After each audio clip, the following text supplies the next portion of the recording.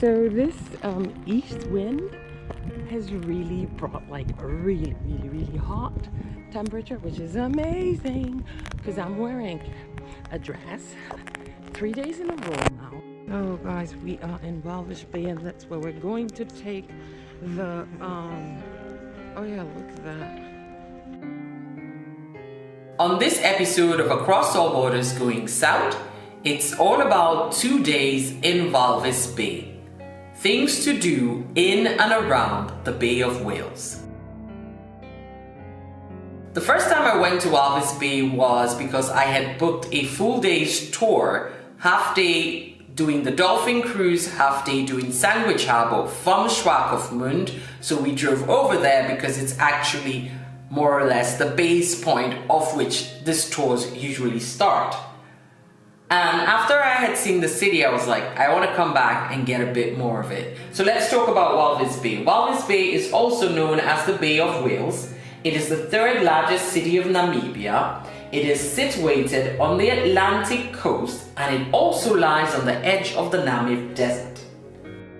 The Walvis Bay Harbour serves as Namibia's chief port. The bay is a safe haven for sea vessels because of its natural deep water harbour. It is protected by the Pelican Point Peninsula on the northwest and is connected to the interior by road, rail and air. Being rich in plankton and marine life, these waters draw a large number of whales, attracting all sorts of activities. Also, due to the quality of the water around Walvis Bay, it is popular and known for high-quality fish, oysters, and rock lobsters. Some of these oysters you will get to taste if you do a dolphin cruise. With regards to the population, roughly about 55,000 to 65,000 people live in Walvis Bay depending on the season, and the predominant industry is fishing. So, what can you do in and around the Bay of Whales? A few of the things I'll be listing I got to do myself, so I'll be showing you and also linking episodes that cover these activities. Number one is a catamaran cruise along the coast to view dolphins and seals. Sometimes you can get up close and personal with them, and depending on the season, you might be in luck enough to spot some whales. If you'd like to know more about my experience doing the dolphin cruise, click on the link on the right side of the screen now.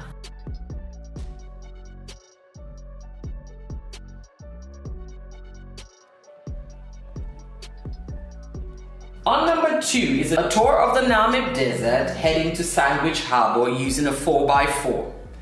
On the way to Sandwich Harbour, one of the first stops you might have is to visit the huge salt fields around Walvis Bay.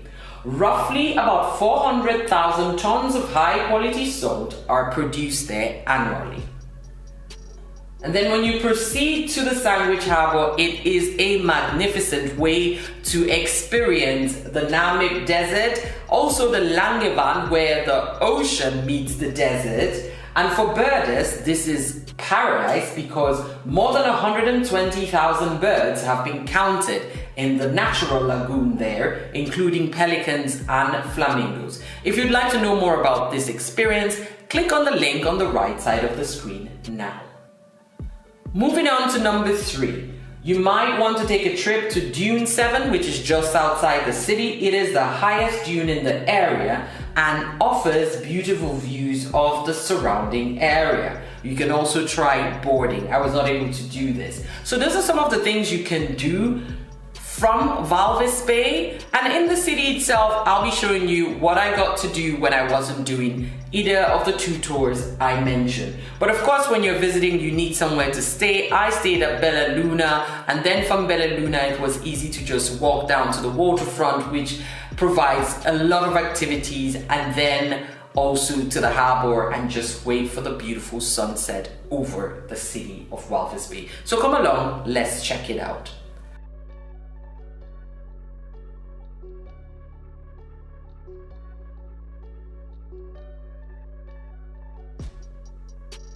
It's unfortunately cooler inland, so that means I'm heading to Windhoek tomorrow. I don't know if I will get a bus immediately to go to Ritz.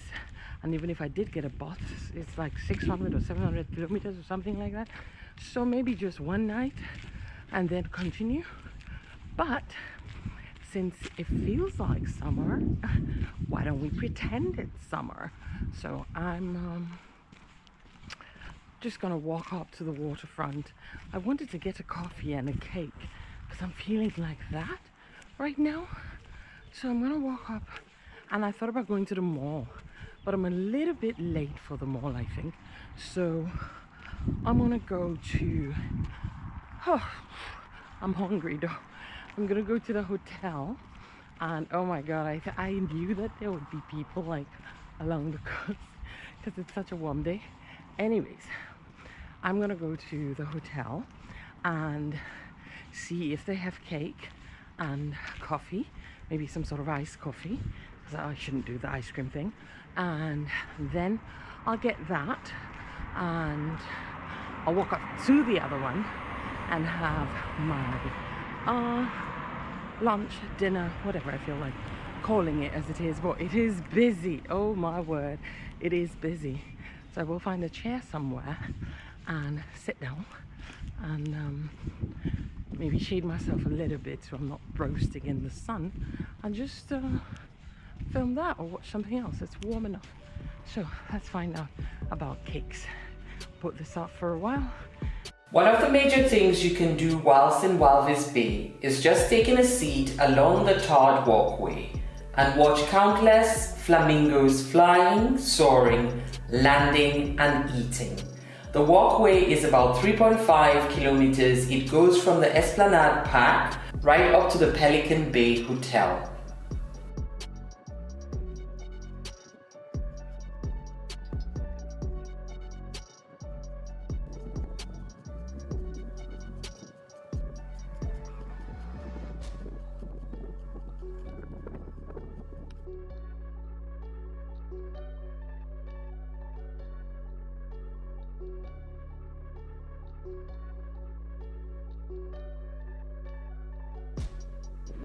Pay close attention to their legs pumping up and down to stir up the mud for their food. It's really fun to watch, and it's often easy to forget that these are actually wild birds that do not like people getting too close. This is why this is such a gift to us, as we're able to observe them closely without intruding. There are also other bird species. It is definitely a great spot for bird lovers. After watching the flamingos for a while, I continued my walk towards the harbour area.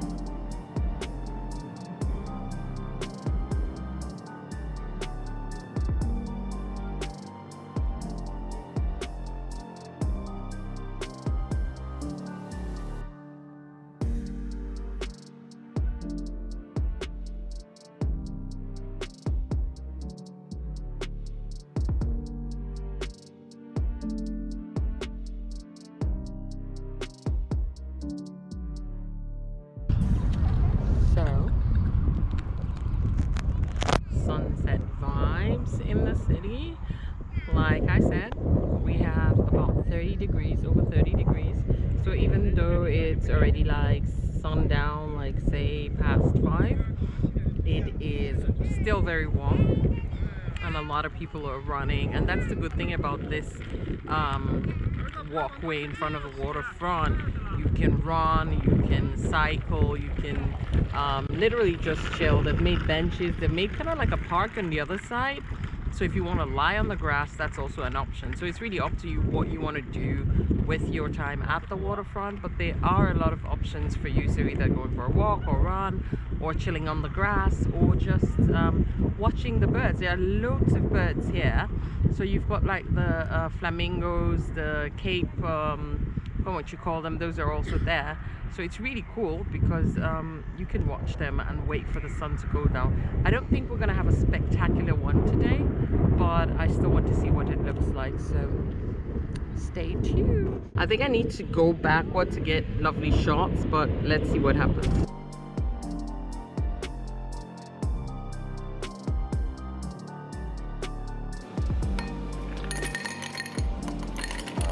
Perfect. I like the effect already.